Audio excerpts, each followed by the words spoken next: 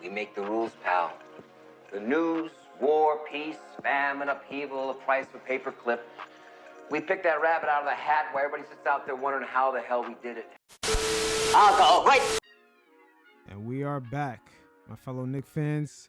Championship season still on the way as we're watching this team evolve. Mike Brown trying to fine-tune this defense as they're really not in a bad situation, even though we got Shaman being out with injury.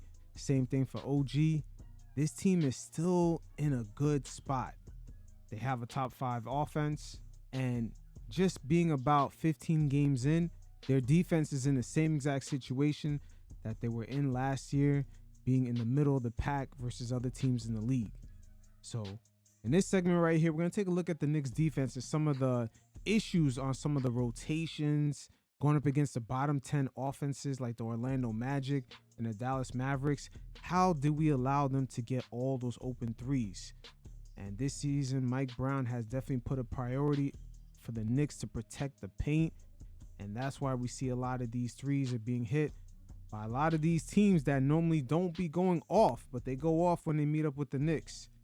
And we'll also take a look at the Knicks switching up, going zone against the Miami Heat. That was quite interesting. But once again, Mike Brown, he loves to adjust. Going from game to game, switching up the starting lineups, sometimes going double big, sometimes putting Cat at center. And I have a good feeling throughout this season, especially approaching, I would say, early February, we're going to see a switch up when it comes to this defense.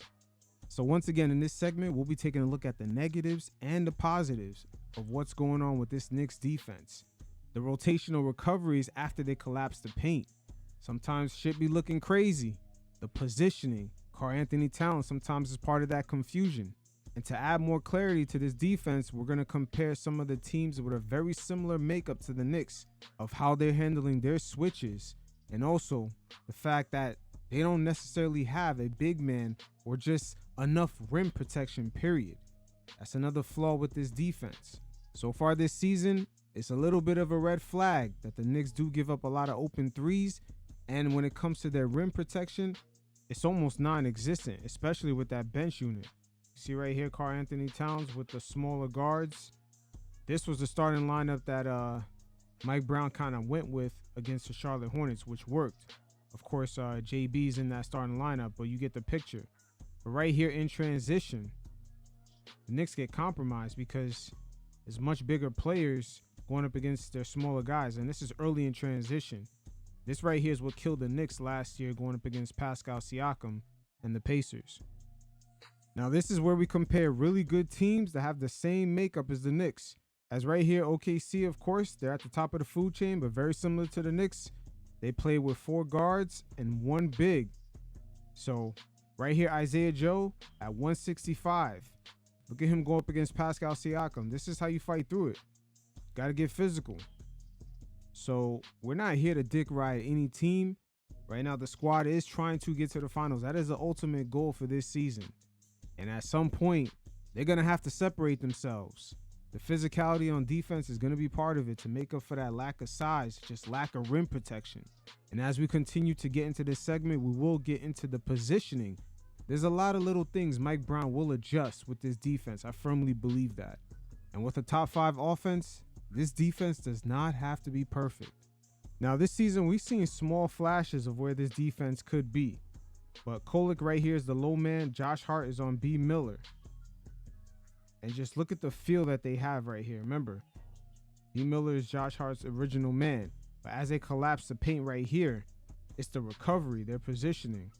Look at like a nice little peel switch right here. Kolek now is going to go to B. Miller as Josh Hart attacks the closeout right here. But this hasn't always looked as smooth throughout the season. Here's a prime example right here. Mikal gets attacked on this closeout. And how do the Knicks recover after collapsing the paint? And pay attention to Mikal because the rotations are kind of off. He's kind of in no man's land. Look at him and Shaman going after the same defender. Something is off here. That means Cat is going to be stuck in a 2v1 situation. Yeah, 3 offensive shooters right here. Look at the position Cat's in. Corner shooter. And Mikal is frustrated after that shot because he already knows what's up. Again, this is how it looks like on the other side of the coin when the defensive rotations are on point. This is a matchup last season between the Knicks and the Thunder. Of course, them playing the similar way with one big on the floor. Hartenstein hedges pretty hard. Everyone recovers. But look at it again. Now, as the defender rotates right here, pay attention to Hartenstein because he's going to make his run instantly to recover. And these are the types of things that this season has been kind of a flaw for the Knicks.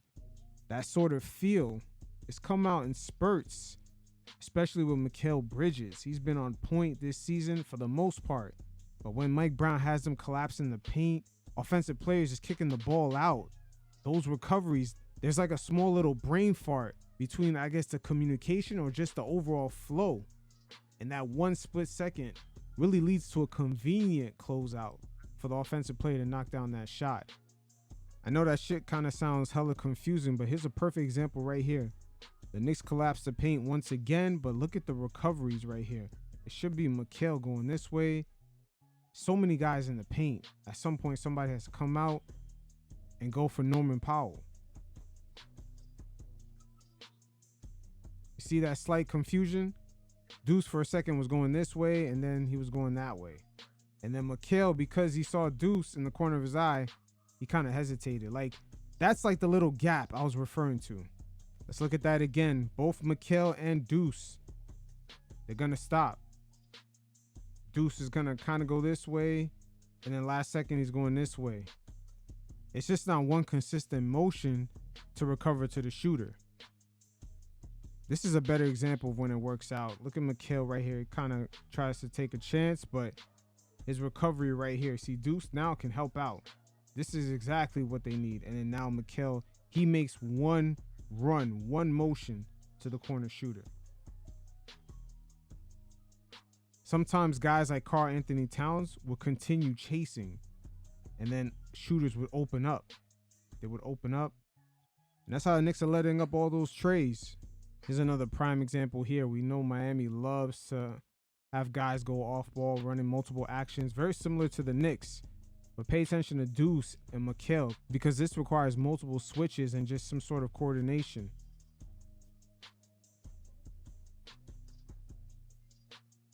Like Deuce gets burned right here. And Cat low-key, you know, could have got backdoored right here. And then it will lead to the corner shooter, a kick out. That's one option. Now this should have been another switch right here. Deuce should have picked up Wiggins and Mikal would make the run to the corner shooter. But they don't. They don't switch. See? But this is all in due time. It's very early on. But these are the things we should be looking at come, I would say, January, February, March. The defense to be a bit more in sync. Because at some point, the Knicks are going to have to separate themselves from, I would say, about 80 to about 90% of the Eastern Conference. There has to be a tier for everyone to be like, okay, the Knicks are on this tier and they're competing for a championship. Now this sequence right here is completely the opposite from what we just seen. The Knicks right here needing a stop. They're up 3, right? And they're going to be switching a lot. This is a forced switch right here with Josh Hart.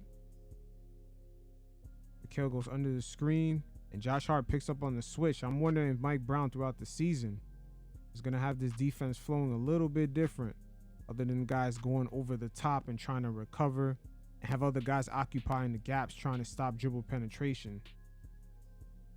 That's why it's important for the Knicks this season to land on some of their draft picks, as Big Mo right here. He just uses that 6'10 wingspan that he has and grabs the ball.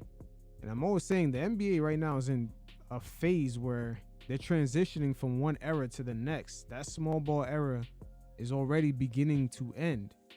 And having guys like Big Mo, Dadier with their wingspan, their ability to shoot, especially if Big Mo kind of comes around, gets developed more. He needs a little bit more time. He's very raw. But they really need draft picks like Dadier to land. Like those guys standing at 6'8" is really important because That's slowly becoming the norm for teams to have at least 3 to 4 players coming off the bench with that type of size and just ability to knock down threes. But again, everything with this defense is going to come in spurts.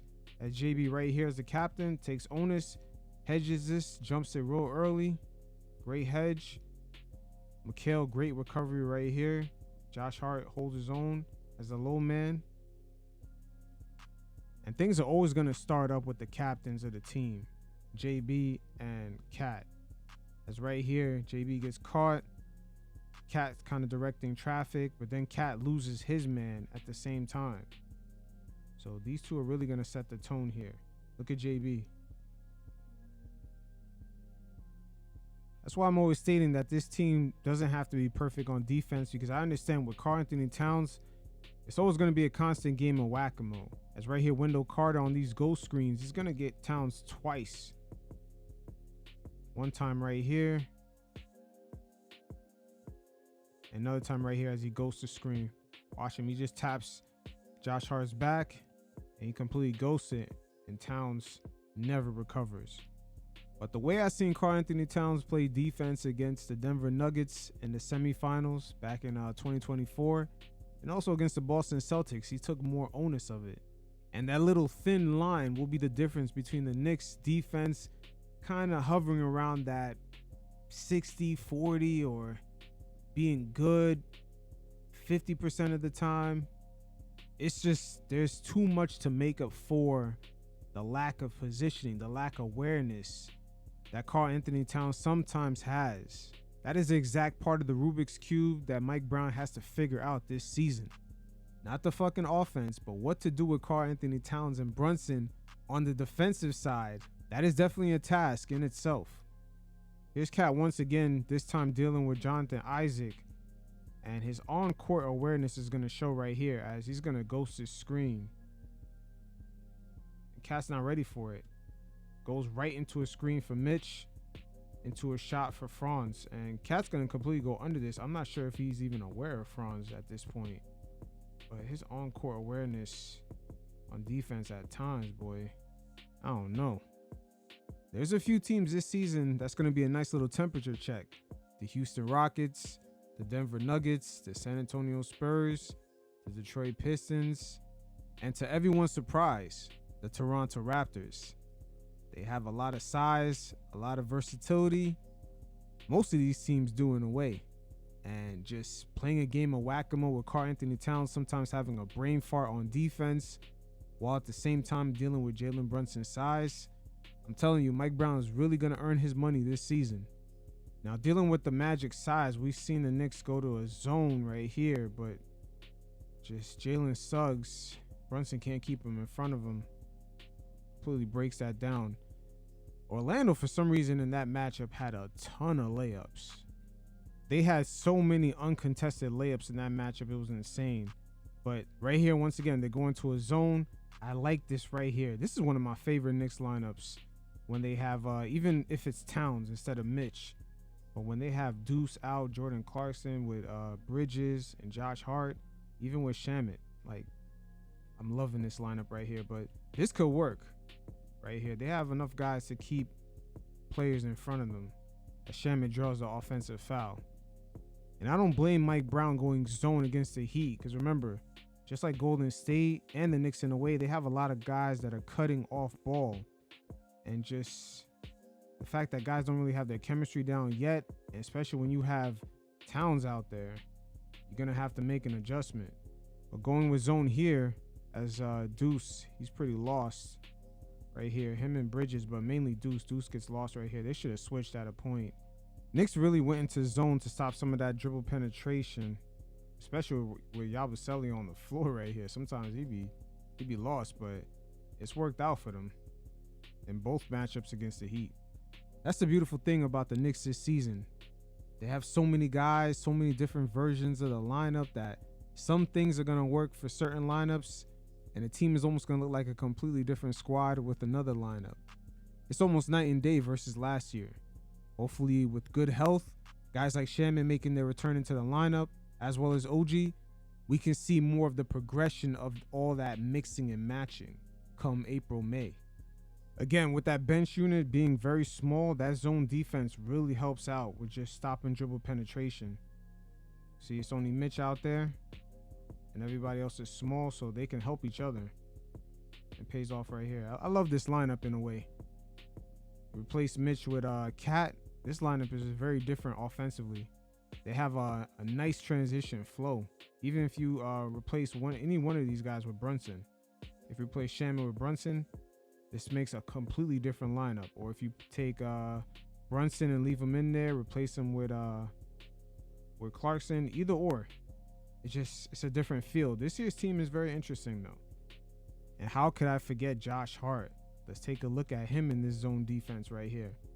Again, man, this season, this team is so different depending on who's out there. You could just mix and match so many different ways, especially for the defense. Look at that. Stopping the dribble penetration. Andrew Wiggins gets stripped. So it is what it is. You fellas hang tight. It's going to be a long season. And it is still a championship season. No doubt about it. I mean, sometimes in the NBA, especially today, it's a very thin line between competing for a championship and rebuilding. And with this variation of the current day Knicks, this may be the only opportunity. So Mike Brown definitely understands the task at hand. So until next time, you fellas stay patient. Peace.